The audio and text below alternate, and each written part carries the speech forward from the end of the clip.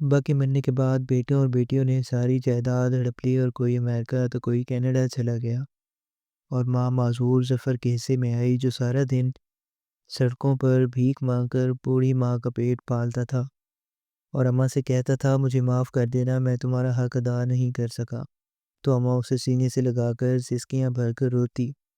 ظفر کے حصے میں جو مکان آیا تھا 5 سال بعد بھائی اور بہنیں اس کا بھی حصہ کرنے کو آ گئے، تو ظفر نے وہ مکان ان کو دیا اور ماں کو لے کر جیسے ہی باہر نکلا تو پورا محلہ زاروں قطار رونے لگا۔ تو اچانک میری سب سے بڑی غلطی یہ تھی کہ میرے اپنے بہن بھائیوں پر اعتبار کیا تھا۔ مجھے لگا تھا کہ میرے بہن بھائی بھی میرے ساتھ یوں ہی مخلص ہیں جیسے میرے ماں باپ میرے ساتھ بے لوث محبت کرتے ہیں، مگر مجھے اس بات کی کہاں خبر تھی کہ میری بہن بھائی تو در حقیقت منافقت کا لبادہ اوڑھے ہوئے اس گھر میں رہ رہے ہیں۔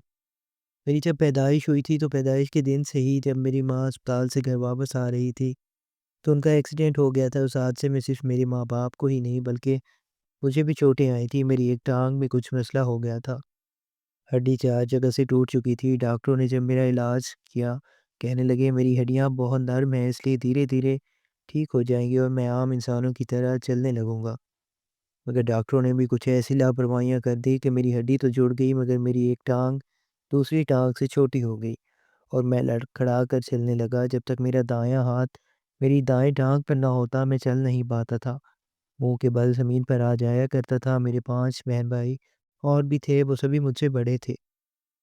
میری ماں نے جب مجھے اس حال میں دیکھا تو وہ بہت رویا کرتی، میرے ابو نے حوصلہ دیا کرتے۔ ماں بہت ہی نرم دل اور پرخلوص عورت تھی، وہ رو رو کر میرے ابو سے کہنے لگتی کہ ابھی تک تو ہم زندہ ہیں، اگر ہمیں کچھ ہو گیا تو ہمارے بچے کی دیکھ بھال کون کرے گا؟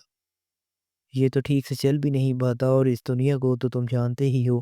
تبھی میرے بہن بھائی میرے پاس چلے آتے اور میرے ماں باپ کو حوصلہ دے کر کہتے کہ آپ فکر کیوں کرتے ہیں، ہم اس کا بھرپور خیال رکھیں گے، اسی بالکل یوں پالیں گے جیسے ماں باپ اپنی اولاد کو پالتے ہیں۔ مجھے شروع ہوئی سے ہی میرے ماں باپ اور بہن بھائیوں نے بہت ہی پیار و محبت سے پروان چڑھایا تھا۔ میں جب اسکول جانے کی عمر کا ہوا تو مجھے بہت زیادہ بے چینی تھی، خوف تھا کہ جب اسکول گیا تو سب میری ایک ٹانگ چھوٹی ہونے کی وجہ سے مذاق اڑائیں گے۔ جیسا میں نے سوچا تھا ہوا بھی ویسا ہی، جب اسکول گیا تو بچے میرا بے حد مذاق اڑاتے، بار بار مجھے دھکا دے کر گرا دیتے۔ میری تو ٹانگ میں ہی مسئلہ تھا، ہر وقت درد رہا کرتا تھا، مجھے اٹھنے میں بھی تکلیف ہوا کرتی تھی۔ جب میرے اساتذہ بھی مجھ پر کچھ خاص دھیان دیا کرتے تھے، ذرا سی غلطی ہو جاتی تو فوراً مارنے پیٹنے لگتے۔ میرا پڑھائی سے دل اچاٹ ہونے لگا تو میں روتے ہوئے گھر واپس آ گیا اور ماں کو ساری روداد سنانے لگا۔ میں نے تو صاف انکار کر دیا تھا کہ اب اسکول جا کر نہیں پڑھوں گا۔ میرے بہن بھائی بھی پریشان ہو چکے تھے، کہنے لگے کہ آج پڑھو گے نہیں تو کل دنیا میں اپنا نام کیسے بناؤ گے، ماں باپ کا نام کیسے روشن کرو گے؟ مگر میں کچھ بھی سننے کے موڈ میں ہی نہ تھا۔ میرے ماں باپ مجھ سے بے حد محبت کرتے تھے، شاید اس لیے تاکہ مجھے اپنی کمزوری کا احساس نہ ہو، جبکہ باقی بہن بھائیوں کے ساتھ ان کا رویہ کافی سخت ہوتا تھا۔ جتنی وہ مجھ سے محبت کرتے تھے اتنی وہ باقی 5 بہن بھائیوں سے بالکل بھی نہیں کرتے تھے، جس کی وجہ سے عمر کے بڑھنے کے ساتھ ساتھ میرے بہن بھائیوں میں تھوڑی سی چیلیسی بھی پیدا ہونے لگی۔ اکثر بول پڑتے کہ امی آپ ظفر سے اتنی محبت کرتی ہیں، اس کی عادی بھی آپ ہمارے ساتھ نہیں کرتی، اس کی ہر چیز کا خیال رکھتے ہیں، اتنا بڑا ہو چکا ہے مگر اس کے باوجود آج تک آپ اس کے ہر کام میں مدد کرتی ہیں، اسے یوں سنوارتی ہیں جیسے 2-3 سال کا بچہ ہو۔ یہ سن کر میری ماں مجھے پیار سے پکار کر کہہ دیتی کہ یہ تو میرا لاڈلا بیٹا ہے، میرا بس چلے تو میں اپنا دل نکال کر اسے تحفے میں دے دوں۔ یہی باتیں تھیں جنہوں نے میرے بہن بھائیوں کو میرے خلاف کرنا شروع کر دیا تھا۔ وہ دل ہی دل میں یہ بغض رکھنے لگے تھے مگر اوپر سے میٹھی چھری بن کر مجھ سے محبت جتایا کرتے تھے۔ مجھے تو اندازہ ہی نہیں تھا کہ جن بہن بھائیوں پر میں اپنی جان نچھاور کرتا ہوں وہ میرے بارے میں اس قدر غلط سوچ رکھتے ہیں۔ میرے ابو کا کارخانہ تھا، پہلے تو وہ ایک چھوٹی سی چمڑے کی دکان پر کام کیا کرتے تھے مگر جیسے جیسے بھائی بڑے ہوئے اور اس نے پڑھائی کی تو دونوں بھائیوں نے مل کر ابا کو خود کا کارخانہ بنا دیا اور یوں وہ دن رات دگنی اور رات چگنی ترقی کرنے لگے۔ ہم لاکھوں میں کھیلنے لگے تھے، ہمارا تو اب کسی سے مزاج ہی نہ ملتا تھا کہ زمینیں خرید کر اور فلیٹس بنا کر ہم نے لوگوں کو کرائے پر دے رکھے تھے۔ ہماری اس قدر آمدنی ہو چکی تھی کہ ہمیں اندازہ ہی نہ تھا۔ ہر طرف خوشحالی ہی خوشحالی تھی، مگر نہ جانے کیوں میں ایک سادگی پسند سا لڑکا تھا۔ میرے بہن بھائی اور ماں باپ بہت خوش رہنے لگے تھے۔ وہ روزانہ باہر گھومنے پھرنے جاتے، جب مجھے اپنے ساتھ چلنے کا کہتے تو میں کوئی نہ کوئی بہانہ بنا کر گھر ہی میں رہ جاتا۔ نہ جانے کیوں مجھے باہر کی دنیا سے خوف محسوس ہوتا تھا، ایسے لگتا تھا جیسے باہر گیا تو لوگ مجھے گھور گھور کر دیکھیں گے۔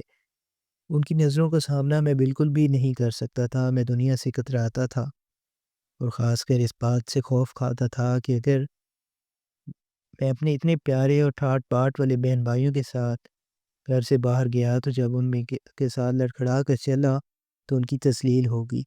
میں خود کو ان سے بہت زیادہ کمتر سمجھنے لگا تھا، کیونکہ یہ ساری شان و شوکت تو میرے بھائیوں کی محنت تھی، میرے ابو کی محنت تھی، میرا کیا سروکار۔ میں تو ہر وقت گھر میں کسی فضول سی چیز کی طرح پڑا رہا کرتا۔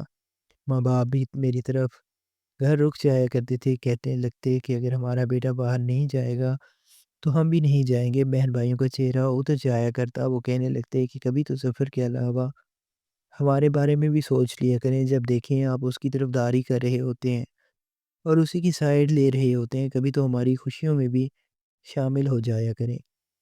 مجبوراً ماں باپ کو بھی اس کے ساتھ جانا پڑتا اور میں گھر میں بیٹھ کر روتا رہتا، اللہ تعالیٰ سے شکایت کرتا رہتا کہ آخر کیوں میرے ساتھ یہ معذوری لگائی، کیونکہ میں بھی عام لوگوں کی طرح ہوتا تو شاید میری بھی اپنی ایک شان ہوتی ہے۔ میں اٹھ کر آئینے کے سامنے خود کو دیکھنے لگا، میرا تو اس حادثے نے حال ہی برا کر دیا تھا۔ میں 21 سال جا ہو چکا تھا، مگر اس کے باوجود اس طرح سوکھا تنکا تھا کہ گویا کوئی عادی مریض ہو۔ میری ہڈیاں باہر کو نکلی ہوئی تھیں اور میری ایک ٹانگ بھی کمزور تھی۔ میں اپنا بدھا اور بے ڈنگا سا وجود دیکھ کر واپس آ کر بیٹھ جایا کرتا تھا اور گھٹ گھٹ کر روتا رہتا۔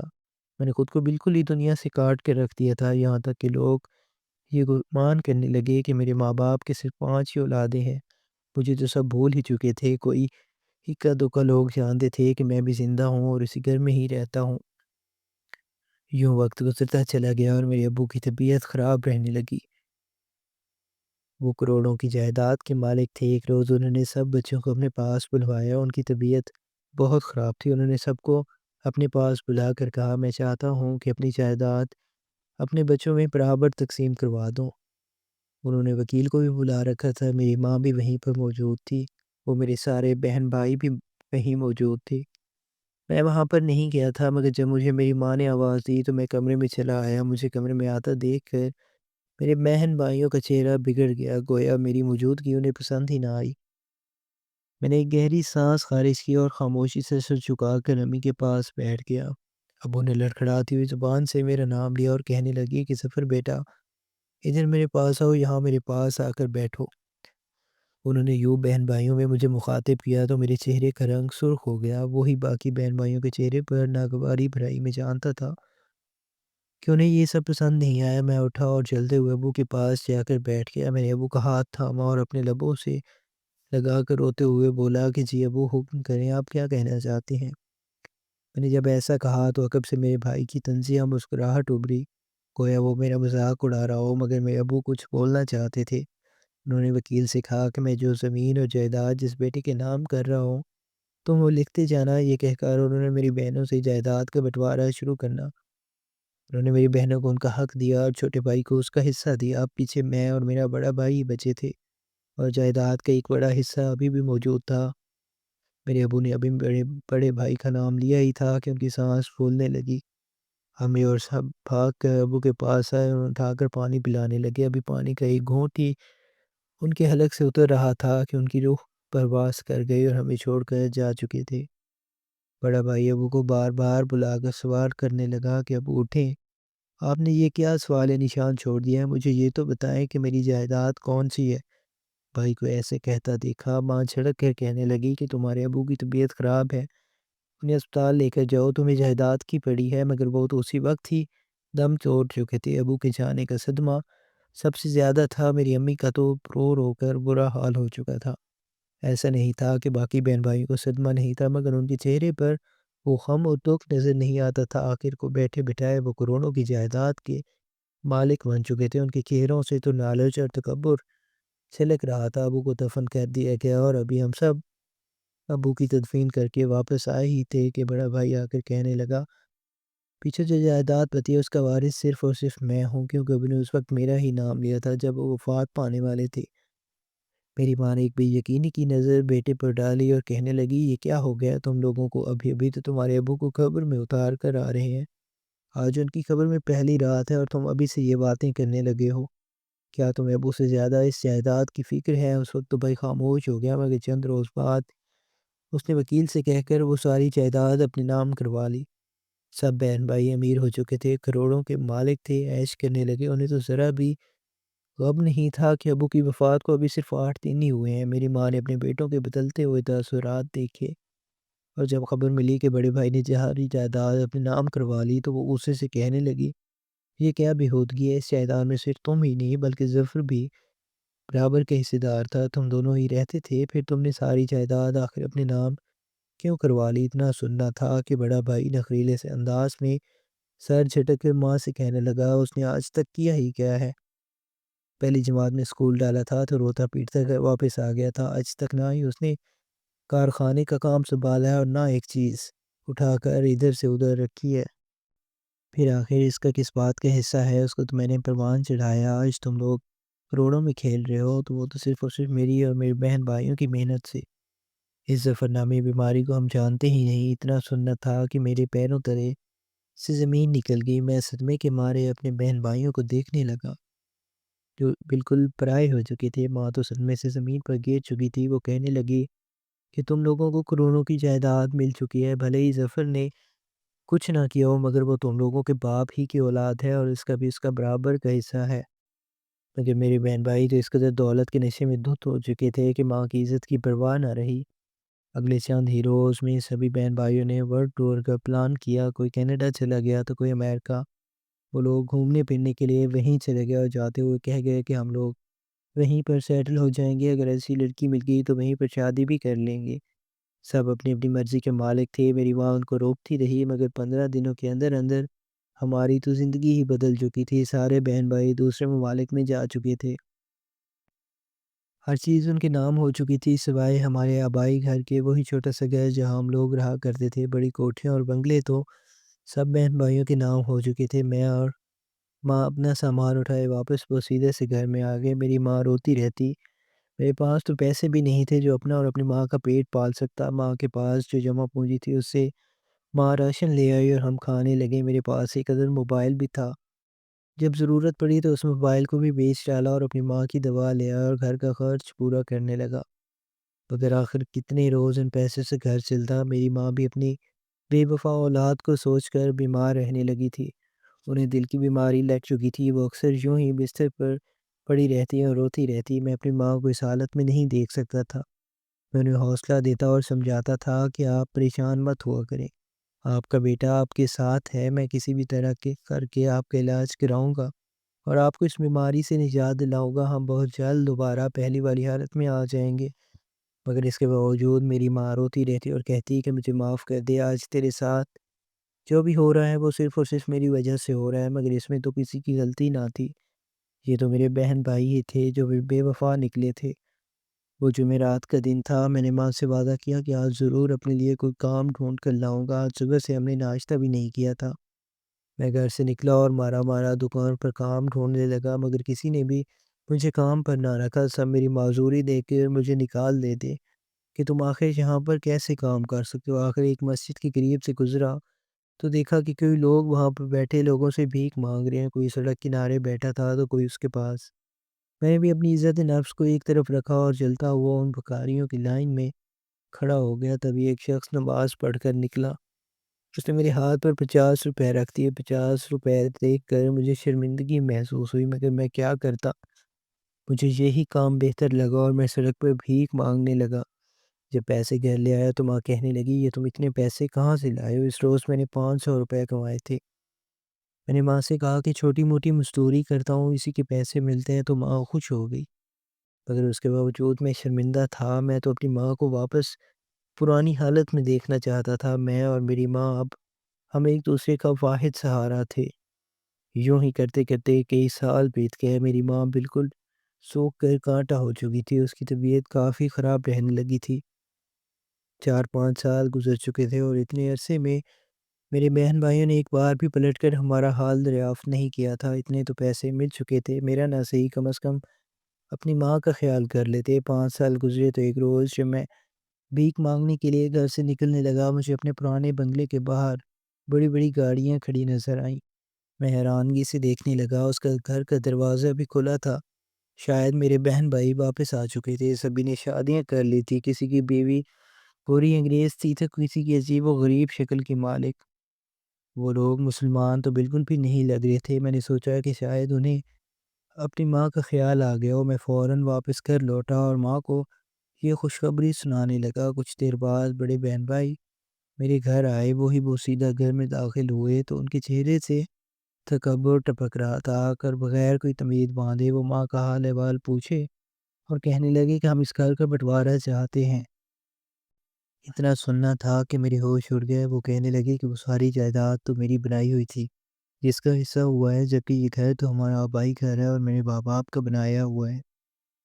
گھر میں ہم سب کا برابر کا حصہ ہے۔ میں نے ایک گہری سانس خارج کی اور بولا کہ کیا وہ کروڑوں کی جائیداد کم پڑ گئی تھی جو اب اس بوسیدہ سے گھر کو بھی لوٹنے چلے آئی؟ اتنا سن کے بھائی نے میرے چہرے پر تھپڑ مار دیا۔ میں خاموش رہ گیا۔ میری ماں تو اس وقت دوا لے کر سو چکی تھی، اگر وہ منظر دیکھتی تو شاید وہیں پر دم توڑ جاتی۔ میں نے خاموشی سے گھر کے کاغذات بھائی کے حوالے کر دیے اور کہنے لگا کہ اپنی ماں کو لے کر اس گھر سے نکل جاؤ۔ بہرحال میری ماں نے جا کر جب یہ منظر دیکھا تو فوراً بچوں کو بد دعا دے کر بولی کہ تم لوگ کنگال ہو کر رہ جاؤ گے، تم لوگوں کے پاس کچھ بھی نہیں بچے گا۔ میں اور میری ماں گھر سے اپنا سامان لے کر نکل گئے۔ بھائیوں نے تو 5 سال میں ساری جائیداد اڑا دی تھی، اب ان کے پاس کوئی کروڑوں روپے نہ رہے تھے۔ انہوں نے جو بزنس کیا تھا وہ بھی ڈوب چکا تھا، تبھی اب نیا کاروبار شروع کرنے کے لیے وہ اس گھر کی زمین بیچنے لگے تھے۔ میں اپنی ماں کو لے کر باہر نکل گیا تو ماں روتے ہوئے بولی، بیٹا تو گزارا کر لے گا، مگر میری ذمہ داری تجھے بھاری پڑ رہی ہے۔ میری ذمہ داری تو تجھے مار ڈالے گی، اس لیے بہتر ہے کہ میں یہ دنیا ہی چھوڑ کر چلی جاؤں۔ اتنا کہہ کر ماں فوراً ہاتھ چھڑوا کر سڑک کی جانب بھاگی۔ دوسری جانب سے ایک گاڑی آ رہی تھی، میں لڑکھڑاتا ہوا اماں کے پیچھے بھاگا، مگر تبھی ماں گاڑی سے ٹکرا گئی۔ یہ تو شکر تھا کہ گاڑی والے نے گاڑی روک دی تھی، میری ماں بے ہوش ہو چکی تھی۔ گاڑی والا اترا اور میری ماں کو لے کر اسپتال چلا گیا۔ میں بے تحاشا رو رہا تھا۔ اس نے جب مجھ سے سوال کیا، میں کھلی کتاب کی طرح سب کچھ اسے بتانے لگا، جسے سن کر وہ بھی پریشان ہو گیا۔ کہنے لگا کہ تم فکر مت کرو، تمہارے بھائی نے جو کیا اس کی سزا خدا ضرور دے گا، مگر میں تمہیں تمہارا حق دلا کر رہوں گا۔ وہ شخص ایک وکیل تھا اور اچھے خاصے اثر و رسوخ رکھنے والا تھا۔ اس نے میرا کیس لڑا، میرے بھائی میرے حصے کھا چکے تھے، مگر اس نے مجھے اور میری ماں کو میرے بھائیوں سے کروڑوں کی جائیداد واپس دلوائی اور پھر مجھے اپنی کمپنی میں کام سکھایا۔ مجھے تو کچھ بھی نہیں آتا تھا، مگر اس نے مجھ پر 2-3 سال لگا کر سارا کام سمجھایا، میرے لیے باقاعدہ استاد رکھے۔ یقیناً اس جیسے فرشتہ صرف لوگ دنیا میں کم ہی آتے ہیں۔ اس نے ہر ایک ہنر سکھایا اور پھر ایسا کام بتایا جو میں گھر بیٹھ کر کمپیوٹر پر کام کر سکتا تھا۔ میں گھر رہ کر وہ کام کرتا اور مہینے کی تنخواہ میرے اکاؤنٹ میں آ جایا کرتی تھی۔ میری ماں خوش تھی اور میں بھی خوش تھا کہ بیکار نہیں، بس خود کو کمتر سمجھ کر اس دنیا سے کنارہ کر لیا تھا، جبکہ ہیرے کی پہچان صرف ہیرا ہی کر سکتے ہیں۔ میرے بھائی تو کنگال ہو چکے تھے، چند ہی سال میں وہ بالکل خالی ہاتھ رہ گیا اور واپس میرے در پر لوٹ آئے، مجھ سے معافی مانگنے لگے۔ میری ماں کہنے لگی کہ انہیں نکالو اس گھر سے جیسے انہوں نے ہمیں نکالا تھا۔ میں نے ایک نظر بھائیوں پر ڈالی، ان کی آنکھوں میں ندامت تھی۔ ہاں، ہو سکتا ہے کہ دوبارہ جب ان کے پاس پیسہ آئے تو وہ دوبارہ برے بن جاتے، مگر میں ان جیسا نہیں تھا۔